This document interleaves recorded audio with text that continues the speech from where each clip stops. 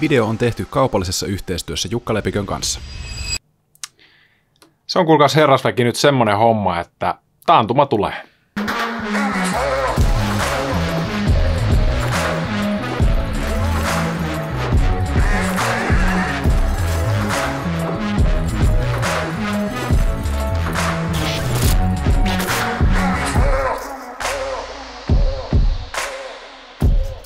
Tervetuloa taas Traders Clubin pariin. Täällä minä ja Jukka jälleen kerran taas keskustellaan markkinoista ja siitä, että miten me saadaan susta parempi treidaaja. Meillä on kertynyt jaksoja sen verran jo, että pitää ruveta näköjään kierrättää jo otsikoita. Eli meillä oli Traders Clubin jakso 14, niin siellä oli Taantuma tulee, oletko valmis? Mutta tällä kertaa ne tehdään täysin uudenlainen jakso, jonka nimi on Taantuma tulee, piste. Et ei mitään sen kummempaa, mutta miten niin se Taantuma tulee, Jukka? Otetaan se loppuosa pois, koska ehkä ollaan jo valmisteltukin ihmisiä vähän siitä, että näyttää heikolta tuolla horisontissa. Kuten aikaisemminkin sanottu, niin moni talousindikaattori alkaa näyttää siltä, että talous on tosiaankin hidastumassa, tulokset on tipahtamassa, joten alkaa näyttää aika selviöltä pikkuhiljaa, että jonkunlaisen taantumaan ollaan vajoamassa globaalisti, ainakin Euroopassa, myös Jenkkien puolella jonkunlaiseen. Mutta mennään katsomaan tarkemmin tuonne jakson puolelle. Ja tuttuun tapaan aloitetaan taas sillä, että katsotaan, että missä ne pörssit oikeastaan huitelee tällä hetkellä. SP500 ja viikkograafit kyseessä, ja aika näppärästi tuo viime viikon graafi, niin se on pompannut just tuossa Fibon 382 tasoilta, ja nyt sitten tuommoista mietoa, vienoa, vihreätä kynttilää, se yrittää pungertaa sinne, mutta viikko on nuori vielä nyt näin tiistaina, kun kuvataan, että sehän saattaa kääntyä vielä ihan mihin suuntaan tahansa. Joo, tosiaankin viime viikolla saatiin selkeästi jonkunlainen reaktio tuosta ensimmäisestä Fibo-tasosta. Viime viikolla puhuttiin siitä, miten Nasdaq osui 50 Fiboon ja sai viime viikolla vahvan reaktion siitä ylöspäin. Et selkeästi niin kuin jonkunlaista reaktioa näiden Fibonacin tasojen ympäriltä löytyy tuolla markkinoilla. Ja se on ihan niin kuin hyvä huomata, että ikään kuin tämä tekninen analyysi siinä mielessä toimii, että nämä tietyt tasot on tärkeitä tuolla markkinoilla ja markkina reagoi niihin tasoihin sitten tuolla graafien puolella. Ja tosiaankin nyt ollaan saatu 7 viikkokynttilää, jotka on laskukynttilöitä.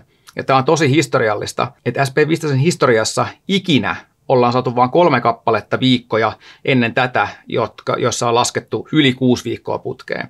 Tämä on tosi historiallista, että ollaan nähty näin pitkä yhtäjaksoinen lasku, että lasketaan viikosta toiseen näin vahvasti. Ja sen takia itse noin niin kuin tilastojen näkökulmasta odotan, että se pomppu on hyvinkin lähellä.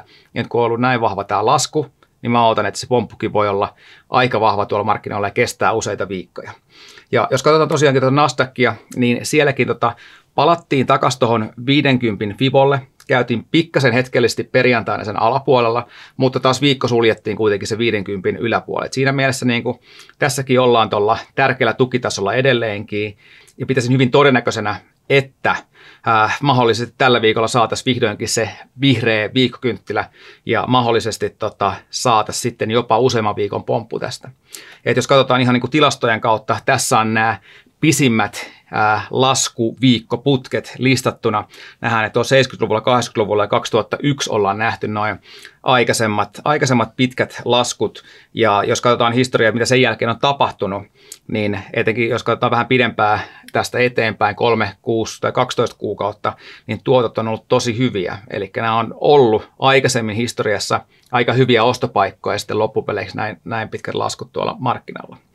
Ja jos mennään tuonne ihan päivägraafeille sitten, tässä on SP500, nähdään, että perjantaina tehtiin tuommoinen aika nätti ostopaineesta kertova kynttilä, ja oikeastaan huomataan samaan aikaan, että tässä niin kuin monena päivänä ollaan tehty tälle samalle alueelle tämmöisiä ostopaineesta kertovia kynttilöitä.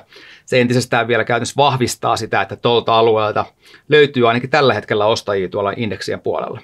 Eli sun odotuksien mukaan me saataisiin nyt jo vähän pidempijaksoisempikin pomppu tässä näin, mutta nyt kun ollaan poikkeuksellisessa tilassa siinä mielessä, että me ollaan saatu poikkeuksellisen pitkä lasku, 7 viikkoa jo putkeen, niin mitä jos tämä lopputuloskin tässä on poikkeuksellinen? Eli mä en muista puhuttiinko kamera edessä, mutta ainakin keskenään ollaan puhuttu siitä, että markkinan tila on vähän muuttunut siinä mielessä, että se on jollain tapaa vähän nopeutunut nämä syklit, eli nämä tämmöiset pomput, mitä sä oot ounastellut, että olisi viikkojen mittaisia, niin ne onkin nyt ollut vaan päivien mittaisia.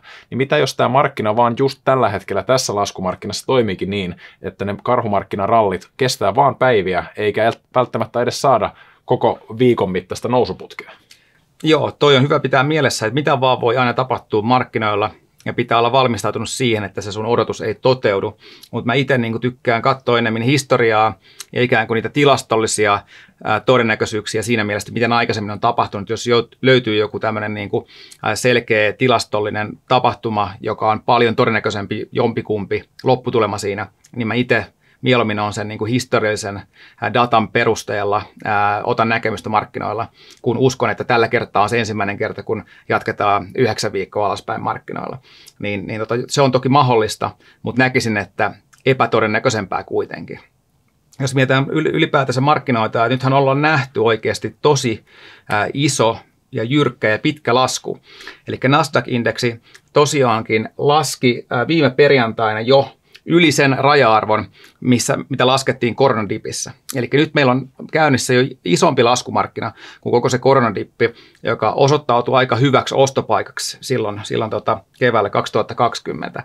Et siinä mielessäkin, jos mietin mitä äsken sanoit, että ollaan niin kuin nopeammassa markkinassa kuin aikaisemmin, niin mitä jos tämä karhumarkkina onkin niin nopea, että tässä ei nähdä ollenkaan pomppua tässä karhumarkkina-aikana, vaan lasketaan nyt kerralla se, että mikä ollaan laskemassa, ja mitä jos tämä lasku onkin koko tämä karhumarkkinan lasku jo, ja nyt ollaankin valmiin kääntymään taas uuteen nousumarkkinaan. Koska jotenkin tuntuu siltä, että kukaan ei tällä hetkellä usko, että käännettäisiin takaisin ylös. Että mä just tänään kyselin Twitterissä ihmisten mielipiteitä, niin kuin, että kannattaako nyt ostaa markkinaa, tai että nyt ollaan laskettu niin paljon, että olisiko ostajamarkkinat jo, niin siinä ei tullut oikeastaan yhtään niin kuin oston puolella olevia kommentteja, että kaikki sitä mieltä, että lasketaan vielä lisää. Ja tämän tyyppinen sentimentti on yleensä niin kuin otollinen siihen, että se markkina oikeasti kääntyy ennen kuin ihmiset uskoo, että se kääntyisi. Niin kuin tuntuu siltä, että ollaan niin ylimyydystilassa, että tämä markkina niin kuin huutaa, että saataisiin semmoinen pidempi helpotusralli, ja sen jälkeen mahdollisesti lasketaan uusiin pohjiin, mutta onhan mahdollista, että tässä niin kuin tapahtuu taas niin kuin makron suhteen jotain yllättävää. Keskuspankit muuttaakin mieltä siitä, että miten tiukasti ollaan kiristämässä, kun nähdään, että inflaatio yhtäkkiä lähteekin rauhoittumaan. Tässä on semmoisia skenaarioita, millä niin kuin saisi käytännössä niin kuin karhumarkkinan pohjan tähän, ja tässä lähdetäänkin ylöspäin. Ei välttämättä niin kuin hirveän kovaa tahtia, mutta pikkuhiljaa taas niin kuin oikeastaan valumaan ylöspäin, sillä niin kuin salaa. Mutta jotta sen tunnistaa, niin pitää ehkä mennä sitten niin kuin lyhyemmille aikaväleille vielä. Tässä katsottiin viikkograafeja, päivägraafeja, niin mä seuraan tarkasti myös näitä tuntigraafeja, jotka on ollut vahvassa laskutrendissä. Että tässä nähdään käytännössä viimeisen kuukauden ajalta tuntigraafien liike, ja niin kuin näkyy, niin tuo 200 liuku vaan selkeästi alaspäin, mutta sitten siinä vaiheessa, kun markkina kääntyy hinnan kautta tänne 200 yläpuolelle, seuraavan kerran, niin uskon, että on niin kuin mahdollisuus siihen, että se ovi aukeaa sille isommallekin nousulle, eli niin kuin sitä tuntigraafia kandee seurailla. Ja se on toiminut aika hyvin itse asiassa tänä vuonna. Meillä on nähty vahvoja trendejä alaspäin, mutta me nähtiin yhdessä vaiheessa siinä maaliskuussa vahva pomppu. Nasdaqista taisi olla yli 15% se pomppu. Nähtiin vahva trendi ylöspäin. Ja nimenomaan tuo tuntigraafi ja tuon 200 suunta ja se, että millä puolella sitä toi hinta on, ne on kertonut aika hyvin siitä trendistä, ja sen trendin suuntaan on kannattanut pelata kyllä niin kuin tänä vuonna, vaikka tämä niin kuin laskun jatkuminen onkin tullut niin kuin yllätyksenä itsellekin, että on tullut näin pitkä ja syvä yhtäjaksoinen lasku tässä, että se on kyllä yllättänyt, ja ne longipoiminnat, mitä on tullut tehty tuolla markkinalla, niin ne on osunut sen verran hyvin, että ne salkun täyte, mikä viimeksi tuli tuonne otettuun, niin 4 longia, niin kaikista niistä pääsi yli 10% tuotolla pois. Ja nyt moni niistä on ehkä laskenut taas niin kuin, samoille tasoille, mistä nyt viimeksi osti. Ja se ehkä huomio kanssa, mitä markkinoilla on tapahtunut nyt, nuo teknologiaosakkeet, nuo softafirmat ja nämä, jotka on laskenut kaikista eniten, niin ne ei viime viikolla tehnyt enää uusia pohjia. Eli tuolla SP5 isot firmat ja tämmöiset niin kuin vähittäismyyntifirmat, jos puhutaan myöhemmin lisää, niin ne oli ehkä niin kuin viime viikolla, nuo isot firmat, niin kuin, se on laskun johtajia, ja nämä pikkufirmat, joita eniten hakattu, niin ne ei enää laskenutkaan uusia pohjia. Ja niin kuin jonkunlaista pohjaamista niissä on ehkä nähtävissä, ja yleensä nämä laskut periaatteessa päättyy siihen, että niin kuin laajasti indeksejä myydään ja niitäkin, mitkä on niin kuin pärjännyt vähän paremmin sen laskun alussa, niin sitten laskun lopussa myydään. Ja pikkasen semmoista indikaatio on nyt ilmassa, että ehkä ollaan niin kuin siinä pisteessä tällä hetkellä. No me ollaan nyt monessa jaksossa puhuttu jo sitä, että kuinka siellä on näitä kasvutekki-osakkeita, mitä on hakattu jo ihan maanrakoon jo niin kuin, käytännössä puolen vuoden ajan, 8 kuukauttakin joitakin, niin jos Nasdaq on nyt laskenut sen melkein 30% kohta ja huipuista, niin millä tapaa keskimääräinen osake on oikeastaan laskenut näiden indeksien sisällä? Se keskimääräinen osake on oikeasti laskenut tosi paljon enemmän kuin indeksit, nämä isot indeksit ylipäätänsä. Et jos katsoo just niin kuin Nasdaq, joka on lähes 30% tullut alaspäin, SP on tullut sen 20% alaspäin. Viime perjantaina itse asiassa käytiin päivän sisällä sen 20% rajan, eli karhumarkkinarajan alapuolella, mutta päätettiin päivä sen yläpuolella, eli teknisesti noin niin kuin sulkuhintojen perusteella ei tipahdettu karhumarkkinaan, vaikka siellä päivän sisällä käytiinkin. Mutta jos tosiaan katsoo sitä keskimääräistä osaketta näissä indekseissä, niin näkee, että Nasdaqin ja Russellin puolella se keskimääräinen osake on laskenut 50% jo 52 viikon huipuista. Eli siellä on ihan hurja karhumarkkina ollut käynnissä tuolla pinnan alla, ja nämä suurimmat yhtiöt korkeammalla indeksipainolla, koska niiden markkina-arvo on korkeampi, niin on pitänyt näitä indeksejä ikään kuin pinnalla siinä mielessä, että se laskulukemat ei näytä ihan niin pahalta indeksien osalta kuin mitä se niin kuin keskimääräinen osake on laskenut. Ja tämäkin on yksi syy, että kun ollaan tultu nyt oikeasti keskimääräisen osakkeen laskun perusteella 50% alaspäin sieltä huipuista, niin nämä on semmoisia lukemia, mihin niin kuin karhumarkkinat välillä päättyy. Ja usein päättyy oikeastaan, että välillä ei mennä näinkään alas. Et viime viikolla puhuttiin siitä, että se SP5 keskimääräinen karhumarkkina on indeksitasolla ollut se 27%. Ja nyt ollaan siellä 20%, että keskimäärin ollaan menty pikkasen alaspäin vielä enemmän. Toki joskus nähdään niitä rajuja, isoja, pitkiä pudotuksia, että mennään se 50-60% alaspäin. Löytyy näitäkin historiasta, mutta niitä löytyy vaan niin kuin ani harvoja. Mutta niin tässäkin on yksi syy siihen, että minkä takia uskon, että se pidempiaikainen pomppu voisi olla lähellä, että tosiaan nuo laskulukemat alkaa olla niin hurjia, että markkinat ei mene pelkästään yhteen suuntaan, vaan ne menee enemmän semmoista sahavaa liikettä ylös alas, ja nyt tämä niin kuin alaspäin suuntautunut liike on ollut kyllä niin pitkä, että löytyy niin rajusti ylimyytyjä osakkeita, että jopa pelkästään niin kuin teknisin syinkin, vaikka meillä olisi hyvä syy tämän taantuman takia, niin se ei tarkoita sitä, että osakkeet laskee joka viikko tästä eteenpäin, vaan siellä taantumassakin, tai kun ollaan menossa taantumaan, niin saatetaan nähdä niitä vahvoja karhumarkkinaralleja, mistä on ollut puhetta. Mitäs sitten, jos viedään tämä vielä niin kuin seuraavalle levelille ja kontrataan sitä sun niin kuin kontra-ajattelua? Eli nyt jos mietitään se niin päin, että sun ajatus on siitä markkinakehityksestä sillä tavalla, että nyt mentäisiin vähän aikaa ylöspäin, koska on tultu jo niin paljon alaspäin. Mutta sitten jos taas miettii, että kun sä mukamas kontraat tässä, niin yleinen näkemys ehkä tällä hetkellä, ainakin yksityissijoittajien keskuudessa, tuntuu olevan just tämä sun ajattelumalli. Eli vipu on tapissa ja edelleen dippejä ostetaan. Eli uskottaisiin siihen, että se pomppu tulisi. Niin mitä jos tätä sun kontra-ajattelua pitäisikin kontrata, jotta sä olisit siellä voittavia tradeajien joukossa? Joo, toi on ihan totta, että tässä on ikään kuin vähän niin kuin signaaleja molempiin suuntiin. Että toi on totta, että yksityissijoittajat on ollut edelleenkin vahvasti ostolaidalla ja niin kuin dippejä ostetaan, mutta onko sijoittajien luonne kanssa muuttunut tässä sitten pitkäjänteisempään niin kuin, ja siihen, että ymmärretään, että nämä laskumarkkinat kuuluu osakemarkkinoihin ja laskumarkkinoiden aikana kannattaa ostaa lisää osakkeita, ja koska ihmisillä on varallisuutta ja sitä on jäänyt säästöön tietenkin korona-aikana, sitä edelleenkin sitä niin kuin varallisuutta löytyy, että voidaan jatkaa noita ostoja, ja talous on siinä mielessä, niin kuin, oma talous on sen verran hyvässä kunnossa, että halutaan säästää niin kuin sit palkasta ne osakemarkkinoille. Onko se muuttunut se sijoittajien käytös on myös yksi kysymys. Ja niin kuin sen takia ne ostot vaan jatkuu, jos katsoo dataa. Et mä en tiedä, tuleeko semmoista hetkeä, kun ne ostot loppuu, koska jos niin kuin hinnat menee alaspäin, niin mä ainakin on niin kuin enemmän ostohousut jalassa, mitä alemmas hinnat menee, koska sitä parempi se tulevaisuuden tuotto-odotus on. Ja näinhän niin kuin sijoittajien käytännössä pitäisikin toimia.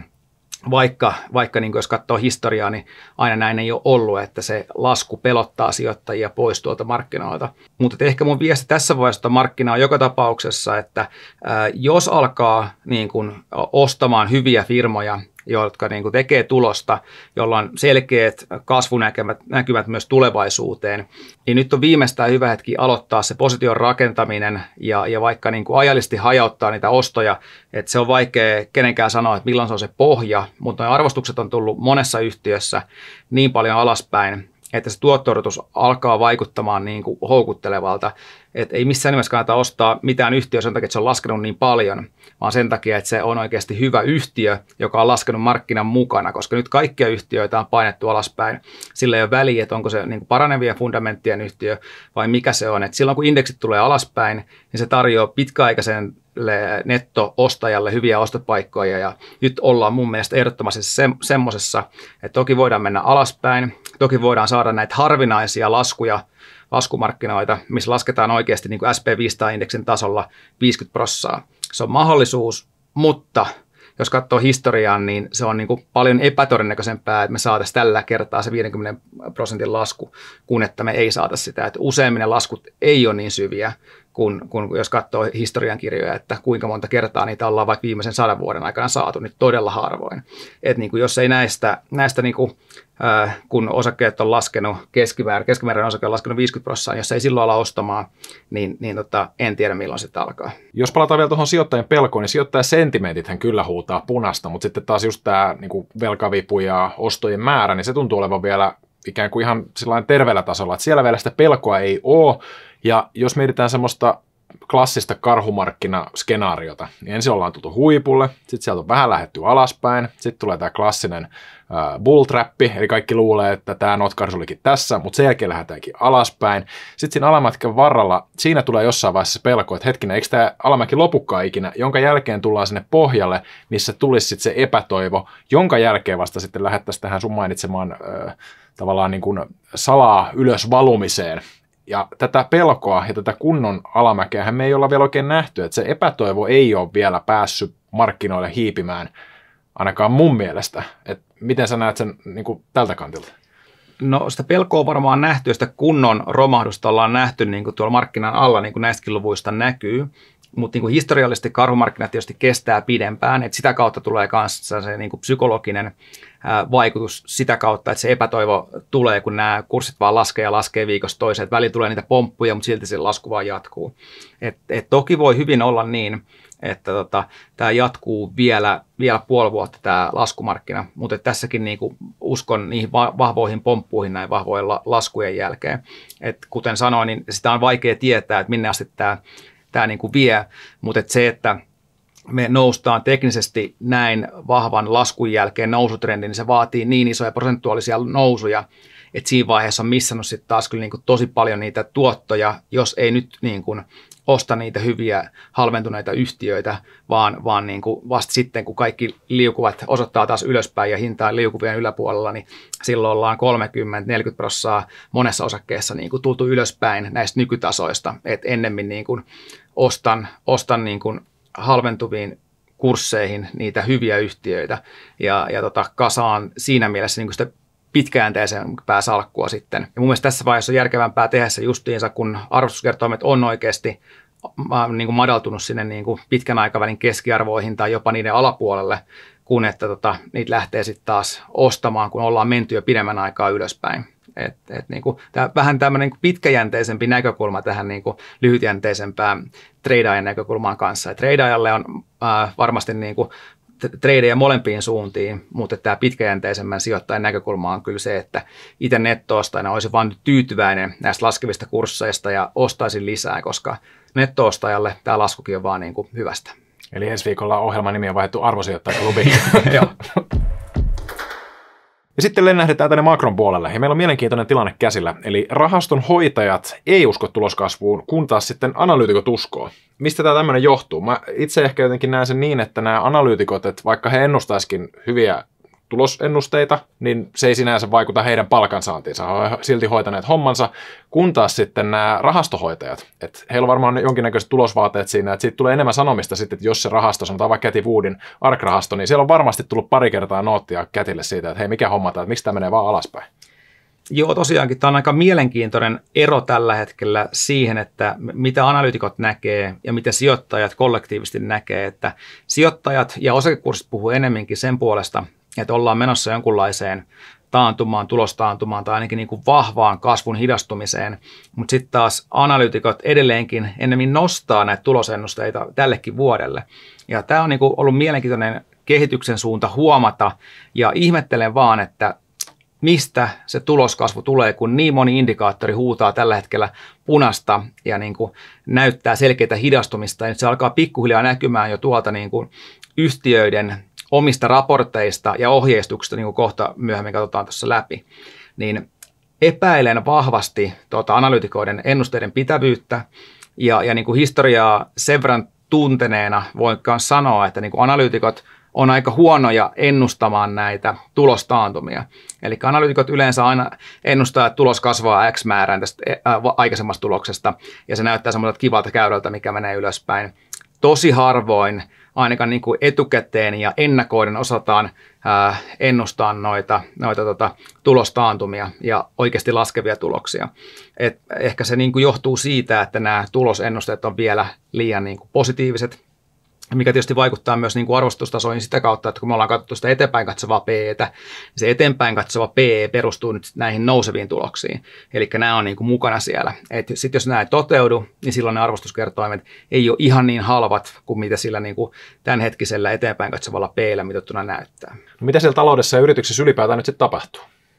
No, jos aloitetaan kierros vaikka tuolta Kiinasta, mikä on niin kuin maailman tehdas ja kuitenkin maailman toiseksi suurin talous, niin siellä nähdään, että siellä ollaan niin kuin tosi vahvassa jarrutuksessa, että melkein tuollaisessa koronatyyppisessä jarrutuksessa, ja oikeastaan se on koronan takia, koska siellä on ollut noita lockdowneja, ja silloin periaatteessa on ollut tehtaat kiinni, ihmiset on pidetty kodeissaan, ja se tarkoittaa myös sitä, että tavara ei ole virrannut sieltä myöskään maailmalle, ja se me nähdään vasta pienellä viiveellä, kun rahti ei ole kulkenut nyt pidempään aikaan sieltä, että minkälaista jälkeen se tekee sitten tuolla maailmalla noihin talouslukuihin. Mutta Kiinasta saatiin jo lukuja, ja niin kuin näkyy, niin vähittäismyynti dyykkas aika rajun näköisesti, ja myös tuo teollisuustuotanto valahti miinuksen puolelle. Ja kuitenkin niin kuin Kiinassa tuo teollisuustuotanto yleensä niin kuin on niin kuin esittänyt vahvaa kasvua, että 7-8% tuolle historiallisesti. Ja nyt tosiaankin nähdään taas selkeästi supistuvaa kasvua. Ja sitten jos hypätään tuonne Jenkkien puolella, katsotaan, että miten tämmöiset pienyrittäjät näkee liiketoimintaympäristön tulevaisuudessa, niin mittaushistoriasta ei löydy yhtään näin negatiivista lukemaa. Että siellä on niin kuin yrittäjillä ja näiden niin kuin pienyritysten johtajilla ihan niin kuin selkeä paniikki päällä käytännössä. Ja tämä tietysti vaikuttaa siihen, että mitä siellä yrityksessä tehdään, että tehdäänkö nyt investointeja ja minkälaisia liiketoimintapäätöksiä siellä tehdään. Ja nämä tulee yleensä näkymään vasta niin kuin tuolla luvuissa sitten tulevaisuudessa, nämä päätökset, mitä tällä hetkellä tehdään tämmöisen negatiivisen sentimentin vallitessa. Eli periaatteessa nämä on niin kuin tämmöisiä johtavia indikaattoreja, edeltäviä indikaattoreja siitä, että mitä ne talouslukemat tulee olemaan sitten, kun katsotaan tästä eteenpäin. Ja jos mennään kanssa Conference Boardin tämmöiseen toimitusjohtajakyselyyn, niin täällä on vähän isompia firmoja ja täälläkin näkee, että miten tämä toimitusjohtajien luottamus tulevaisuuteen on käytännössä romahtamassa tällä hetkellä semmoista kyytiä, mitä oikeastaan niin mittaushistoriasta 70-luvulta alkaen ollaan nähty aikaisemmin. Ja verin tuommoisen viivan tähän 40 kohdalle, eli aina käytännössä kun ollaan tiputtu tuonne 40, niin seurauksena on ollut taantuma. Ja nyt ei olla vielä 40, mutta ei olla kovin kaukanakaan, ja tämä kulmakerroin, millä tullaan alaspäin, niin kertoo enemmän siitä, että luultavasti niin kuin tämä luottamus tuolla isommissakin firmoissa on ennemmin niin kuin romahtamassa tuonne 40 tasolle, mitkä on tosiaankin yleensä tarkoittanut sitä, että talous ajautuu jonkun asteiseen taantumaan niin kuin lyhyellä aikavälillä. Ja se, mikä tässä on mielenkiintoista mun mielestä, on se, että vaikka niin kuin tuntuu siltä, että kauppa käy edelleen hyvin, ja tulee ihan niin kuin tavallaan hyviä lukujakin, että täältä lähtee tavaraa ulos ja myyntiluvut sen kun kasvaa, mutta kun se inflaatio laitetaankin mukaan siihen yhtälöön, niin yhtäkkiä huomataankin, että ei se ole ihan niin mennytkään. Eli käytännössä, jos otetaan hyvin karkea esimerkki, niin ollaan myyty vaikka 1 miljoonalla tavaraa, ja sen jälkeen huomataan, että hei, meillä on jo 2 miljoonan myynti tänä vuonna, tuntuu 100 pinnan nousulta, mutta sitten huomataankin, että kappas meillä olikin 100 pinnan inflaatio mukana tässä, eli tavaraa on lähtenyt ihan yhtä paljon kuin ennenkin, eli myynti on keinotekoisesti noussut tässä taustalla. Just näin, eli käytännössä se nimelliset hinnat ja nimellinen myyntimäärä on kasvanut, mutta periaatteessa tavaroiden määrä, mitä on oikeasti myyty, on niin kuin laskusuunnassa, niin kuin tämä graafi kertoo. Ja se periaatteessa kiinnostaa meitä, että kuinka paljon ne yritykset myy tällä hetkellä ja myykö ne enemmän kuin aikaisemmin. Niin tuosta käyrästä nähdään hyvin, että se on tällä hetkellä niin kuin laskeva, eli tavaraa menee käytännössä vähemmän kaupaksi, mikä iskee sitten kaikkiin yrityksiin, mitkä niin kuin myy tavaroita, että keskimäärin toi on niin kuin laskeva toi käyrä. Ja viime viikolla saatiin näitä vähittäiskauppojen osavuosikatsauksia, ja sieltä tuli isoja pettymyksiä. Eli nämä isot Walmartit, Targetit, tämän tyyppiset firmat käytännössä tarjoili semmoisen tulospettymyksen, mitä ei pitkään aikaa olla nähty. Ja itse asiassa suurimmat näistä yhtiöistä laski 10%. Ja itse asiassa nyt on käynnissä huonoin kvartaali sitten 90-luvun alun tuolla vähittäismyyntisektori-indeksissä, joka on laskenut tämän kvartaalin aikana jo noin 25%. Eli tosiaan, jos katsotaan ihan näitä kurssikäyriä, niin Walmart, joka on varmaan iso ja tunnetuin näistä vähittäismyyntiketjuista, niin tämä on tämmöinen niin tylsä osake, joka ei liiku juuri mihinkään. Ja tämä on tässä noin kuukauden aikana nyt laskenut 27%. Ja tässä näkyy tosiaankin niin tuo tulospettymys ja sen jälkeinen kurssilasku, että tämä niin tapahtui tässä käytännössä viimeisen viikon aikana tämä suuri osa tästä kurssilaskusta. Ja tämä oli just kun pari jaksosta puhuttiin siitä, että teknologiaosakkeissa alkaa ennemminkin olla ostopaikka, ja näissä tämmöisissä niin kuin laatufirmoissa nämä vaikuttaa tällä hetkellä kalliilta, että niissä ne P oli tosi korkealla, nämä Nikit ja Procterit, Gamblet ja Walmartit, taidettiin antaa esimerkkinä siinä jaksossa, niin nyt näkee, että kuinka näistä otetaan kanssa tällä hetkellä ilmoja pois, missä sitä ilmaa vielä ehkä niin kuin ollut, että jos tulee niin kuin pienikin rasahdus, että tulos ei ole niin hyvä kuin mitä se korkea PE vaatii, niin se tulos on niin kuin tämän näköistä jopa tämän tyyppisissä firmoissa, jotka ei käytännössä niin kuin koskaan tipu tämmöisiä määriä. Ja toinen esimerkki tosiaankin toi Targetti, joka on tullut 44% tuolta huipusta jo alas. Ja tuntuu siltä, että nämä ongelmat ei ehkä pelkästään ulotu nyt tämmöisiin niin kuin Walmart-tyyppisiin vähittäiskauppa-tyyppisiin firmoihin, vaan siellä on myös niin kuin palvelupuolella. Eli täällä on Metaa, Twitteriä, Uberi, Salesforce, Netflix, niin sielläkin on nyt pistetty rekryt jäihin, ellei kokonaan jopa ruvettu vetää porukkaa ulos. Ja ylipäätään niin koko tämä tekkipuolikin tuntuu kärsivän vähän tässä samalla.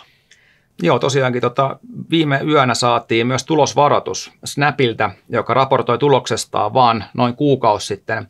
Ja siellä tosiaankin toimitusjohtaja sanoi, että talous on ehdottomasti heikentynyt paljon nopeammin ja niin kuin paljon vahvemmin kuin mitä ollaan odotettu. Ja nyt vain kuukauden jälkeen piti antaa tulosvaroitus, ja tästä reagoi selkeästi niin kuin osakkeet lailla rintamalla, että vähän tämmöiset samantyyppiset firmat laski niin kuin tosi rajusti, että Snap, joka on pieni firma, niin se nyt laski 30% tuohon tulosvaroitukseen, mutta Facebook eli Meta laski 8%, järkeläinen firma verrattuna Snappiin, niin reagoi näin vahvasti tämmöisen pienemmän firman tulosvaroitukseen, mikä on aika poikkeuksellista, mutta niin kuin osoittaa osittain sen, että miten niin kuin varpaillaan markkinat on tällä hetkellä. Ja jos tulee tämmöisiä niin kuin negatiivisia yllätyksiä ja pettymyksiä, niin niitä heti niin kuin diskontaa laajemmin koko markkinaan, että se toimintaympäristö on heikkenemässä. Ja tämän tyyppiset esimerkit vaan kertoo siitä, että se talous tosiaankin on niin kuin jäähtymässä tällä hetkellä paljon odotettua nopeammin.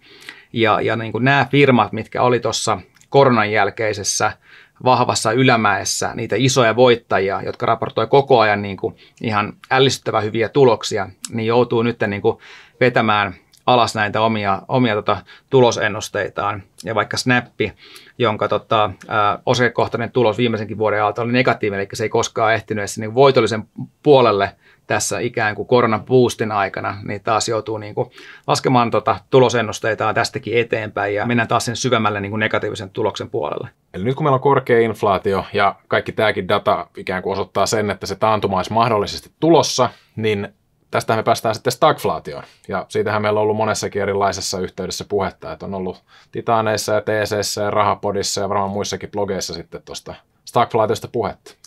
Joo, tosiaankin, että korkea inflaatiohan meillä on ollut jo todellisuus pidemmän aikaa, ja nyt meillä on myös se hidastuva talouskasvu, jolla ei jopa niin kuin ihan selkeä taantuma. Ja tässä pääsee ehkä niin kuin siihen kysymykseen, että jos me oltiin, niin kuin, jos pörssit nyt osiossa enemmän niin kuin positiivisen puolella, ja nyt on tullut tämmöistä pelkkää niin kuin taantumadataa tässä, että ollaan taantumassa tai menossa taantumaan, niin tässä on hyvä selventää se, että koska osakemarkkina diskonttaa aina eteenpäin ja oikeastaan niin kuin periaatteessa katsomalla mihin suuntaan markkina menee, niin voi melkein päätellä sen, että minkälaisen talousympäristöön ollaan menossa. Että markkinat ties koronadipissä, että mitä periaatteessa sen jälkeen tapahtuu, että tulokset tulee kasvamaan hirmuvauhtia, kovempaa vauhtia kuin koskaan ja nähdään niin kuin ennätystuloksia ennätysajassa. Markkinat oli oikeassa siinä ja nyt ollaan lasketeltu pidemmän aikaa tosi rajusti alaspäin. Markkinat on tiennyt, että ollaan menossa tämmöiseen niin kuin taantumatyyppiseen tilanteeseen. Ja ehkä mun argumentti on se, että me todennäköisesti ollaan jo taantumassa ja Jenkeistään saatiin jo ensimmäisen kvartaalin bruttokansantuoteluvut, jotka oli negatiiviset. Nyt vaadittaisiin käytännössä toinen kvartaali vielä negatiivista kasvua, niin se olisi virallinen taantuma. Okei, en ole täysin varma, että toinen kvartaali tulee olemaan negatiivinen, mutta se on ehkä niin kuin sanotaan ainakin heikko, että ei mitään vahvaa talouskasvua. Ja ehkä meillä on kolmas kvartaalista negatiivista, eli periaatteessa se ei välttämättä täytä sitä virallisen taantuman tunnusmerkistöä, että meillä olisi 2 peräkkäistä kvartaalia negatiivista talouskasvua, mutta voidaan ainakin puhua tämmöisestä niin kuin taantumatyyppisestä ympäristöstä ja mitä tämä osakemarkkina on selkeästi diskontannut jo. Ja milloin osakemarkkina pohjaa sitten, kun ollaan taantumassa? Se pohjaa historiallisesti yleensä aina ennen kuin taantuma loppuu. Ja kysymys onkin sitten, että jos nyt ollaan taantumassa, niin milloin se taantuma loppuu, koska osakemarkkina pohjaa yleensä ennen kuin se taantuma loppuu. Et siinä mielessä vaikka niin kuin tämä makro, mitä me nyt puhutaan ja nähdään tällä hetkellä tapahtuvan, niin markkina katsoo kuitenkin ehkä niin pitkälle eteenpäin, että vaikka me nähdään vasta jälkikäteen, että joo, me oltiin taantumassa, niin se ei ole niin kuin se hetki, kun aletaan myymään kaikkea, kun niin kuin katsotaan peruutuspeiliin, eli aikaisintaan kolmoskvartaalin kohdalla, kun nähdään kakkoskvartaalin luvut, että okei, nyt me ollaan taantumassa, niin se ei ole se hetki, milloin osakkeet kannattaa myydä, vaan se on ennemminkin jo se hetki, kun niitä alkaa kannattaa viimeistään ostamaan, koska kuinka kauan se taantuma kestää, että jos niin kuin taantuma loppuu silloin kakkoskvartaalissa, kolmoskvartaalissa, niin se on ennemminkin historiallisesti se hetki, kun se osakemarkkina on jo pohjannut. Et sen takia niin kuin nämä kuulostaa ristiriitaiselta, että mä puhun samaan aikaan, että ollaan ehkä ostopaikoilla ja niin kuin taantumassa tai menossa taantumaan. Jos katsotaan näitä historiallisia taantumia ja kuinka osakemarkkina on niihin reagoinut, niin tästä nähdään, että vaikka meillä on taantumakin, niin se ei myöskään välttämättä aina tarkoita edes karhumarkkinaa. Että niin kuin nähdään, niin osa näistä palkeista, kun talous on ollut taantumassa, niin osakemarkkinat on laskenut vaan vähän yli 10% tai 15%. Ja vain joissain syvemmissä taantumissa mennään tuonne karhumarkkinan puolelle. Eli monessa tapauksessa just tuonne noin 20% laskuun, monessa tapauksessa kuitenkin pikkasen isompiakin laskuja, on nämä poikkeukset. Eli meillä on käytännössä 50-luvulta lähtien 3 tapausta, kun me lasketaan toi noin 50% tai pikkasen yli taantuman aikana. Eli ihan jos tilastollisestikin tarkastellaan tästä, niin tästä datasta nähdään, että me ollaan ennemminkin sen laskun niin kuin ennemmin lopussa kuin sen laskun alkumetreillä, jos mietitään sitä, että mentäisiin taantumaan ja mitä osakemarkkina tekee silloin. Ja vielä viimeinen data tähän päivään, eli jos katsotaan sitä hetkeä, kun SP500 siirtyy karhumarkkinaan, niin mitä tuotot siitä hetkestä, eli siitä kun 20% ollaan laskettu sieltä edellisestä huipusta, niin mitkä tuotot on ollut historiassa siitä eteenpäin. Jos katsotaan 3 kuukautta, 6 kuukautta ja 12 kuukautta, niin itse asiassa tuotot siitä hetkestä eteenpäin on positiivisia keskimäärin.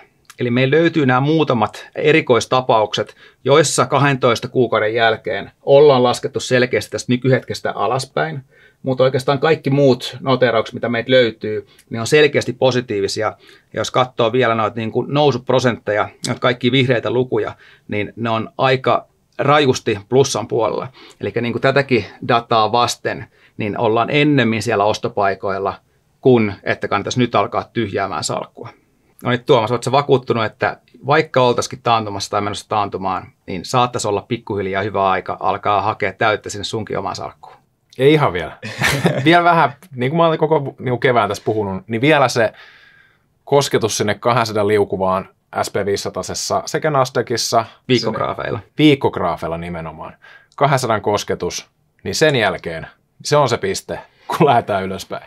Mulla on ollut myös viimeisen 10 vuoden aikana finanssikriisin jälkeen monta kertaa semmoinen fiilis, että nyt tulee se iso lasku ja on ennemmin niin kuin missannut ne hyvät ostopaikat odottaa, että se lasku jatkuu, kun parempi tulos olisi syntynyt sillä, että olisi alkanut niin kuin ostaa vaikka vähän liian aikaisin, mutta tulee ainakin ostettua sitten läheltä pohjiin, jos se sattuisikin se käänne tapahtumaan ennen sitä pistettä, kun milloin sä uskot, että se lasku huipentuu. Et yleensä se on parempi aloittaa ostaa vaikka pikkasen liian aikaisin, ostaa laskevin kurssein tässä niin kuin laskun loppumetreillä ja niin kuin, ajallisesti hajauttaa, kun et sä missaat sen käänteen ja huomaat sitten vasta, niin kuin, kun ollaan noustu jo 10% ylöspäin, että okei, että se taisi olla se pohja ja koskaan ei tulla enää sille pohjalle. Että näin on käynyt tässä 10 vuoden aikana useita kertoja. Toki tämä kerta voi olla erilainen. Tällä kertaa me voidaan saada se 50% indeksikorjaus, mutta tällä hetkellä se vaikuttaisi enemmän epätodennäköiseltä kuin todennäköiseltä, että mentäisiin niin syvälle tällä kertaa. Ja tervetuloa taas tänne Nordnetin vertaistukiterapian pariin. Täällä minä ja Jukka näytetään taas jälleen kerran, että miten paljon me ollaan otettu takkiin tällä kertaa. Sulla ei, Jukka, ole salkku ihan niin paljon miinuksella tältä vuodelta kuin mulla. Mulla on vähän enemmän, sulla vaan tommonen 5,5 pinnaa. Tesla-osto vähän osunut huonosti, että se on oikeastaan se, mikä tässä on niin kuin ollut se dealbreaker. Et muutenhan toi on tavallaan ihan hyvin mennyt ja edelleen puolustusvoitoksi voisi sanoa. Joo, tosiaan kuten aikaisemmin tuossa mainitsin, niin noin 4 osaketta, mitä mä astin salkun täytteeksi, ne sain hyvät treidit niistä, että 10-18% tuli voittoa niistä. Ja tosiaan toi AMD oli se isoin voitto niistä 18%, mutta se laskikin jo käytännössä sinne niin kuin ostohintoihin takaisin, eli se mistä mä ostin sen silloin alun perin, niin otin sitä uudestaan salkkuun ja se on nyt taas noussut 5% sieltä, että on pyrkinyt ostamaan niin kuin järkeviä firmoja tästä kurssilaskussa ja niin kuin hyötymään noista vahvoista liikkeistä ylöspäin, mitä se kuitenkin niin kuin tuossa vahvassakin laskussa löytyy. Et ne on periaatteessa niin kuin kannatellut salkkua noilla samoilla tasoilla samaan aikaan, kun tuo Tesla on tullut aika rajusti alaspäin siellä. Eli tässä niin kuin laskun loppuvaiheessa on tullut nuo kaikista isoimmat firmat ehkä niin kuin, enemmän alas kuin aikaisemmin. Applet ja Amazonit, Microsoftit, kaikki on tullut aika rajusti alaspäin ja Tesla niiden mukana, että se olisi vetänyt salkkuu rumasti alaspäin tuottokäyrää, jos ei olisi saanut hyviä treidejä tuonne väliin. Mutta niin kuin, kuten sanoin, niin hyviä yhtiöitä kannattaa ostaa nyt halventuviin hintoihin. Ja mä vähän toivon, ja oikeasti toivon, että Tesla jatkaa laskua ja saisin ostettua sitä vielä 5 alkaviin lukuihin. Et silloin niin kuin otetaan semmoinen niin kuin viimeinen lisäys tuohon Tesla-positioon tämän salkun puolella. Ja varmaan samaan aikaan, jos Tesla on siellä, niin saa lisättyä muutakin yhtiöitä tuonne salkkuun.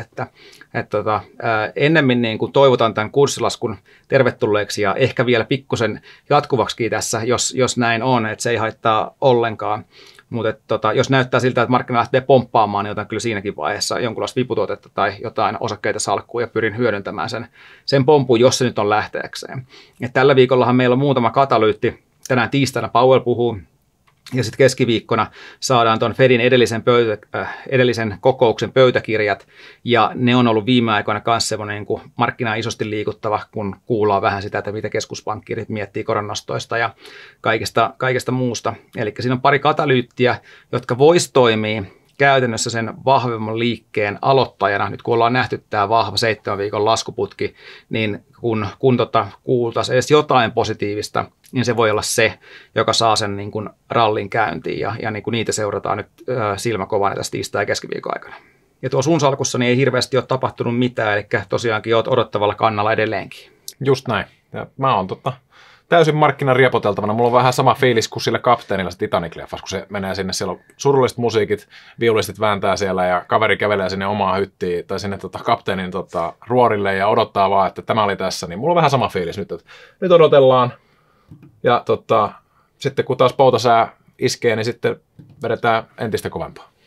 Okei, eli vaikka sä oot kapteeni, niin sä kuitenkin hyppäät sit sinne pelastuslauttaan sit siinä vaiheessa, kun se lähtee se laiva uppoamaan, ja sitten siinä vaiheessa kaamitit osakkeita salkkuun. No tämä liike, mikä tässä oli just, niin tämä oli se, kun mä huusin matkustelut nyt sinne pelastusveneisiin, ja vedettiin käteispaino, mutta se ei auttanut, ja sitten, kuten Titanikissakin, niin pohjastahan se kaveri löytyy edelleen vissiin, että mä oon se tyyppi siellä edelleen mukana, mutta tämä on tämmöistä, ei sillä aina silleen mahda mitään. Jes, eiköhän lopetella tällä viikolla tähän. Jes. Ja tänään onkin spekuloitu oikein urakalla, eli ootko sä siellä kameran toisella puolella kontraaja vai kenties kontraaja tai kontraaja, jolloin saat sitten taas samaa mieltä oikeastaan kuin Jukka. Kirjoita siihen videon alle omat näkemyksesi markkinasta, pistä peukkua videolle, pistä kanavaa tilaukseen, jos et ole sitä vielä tehnyt. Ja me nähdään taas jälleen kerran ensi viikolla ihan normaaliin tapaan todennäköisesti punaista salkkujen kerran. Joo, eli ei muuta kuin hyviä treidejä ja hyviä pitkiä sijoituksia myös. Morjens!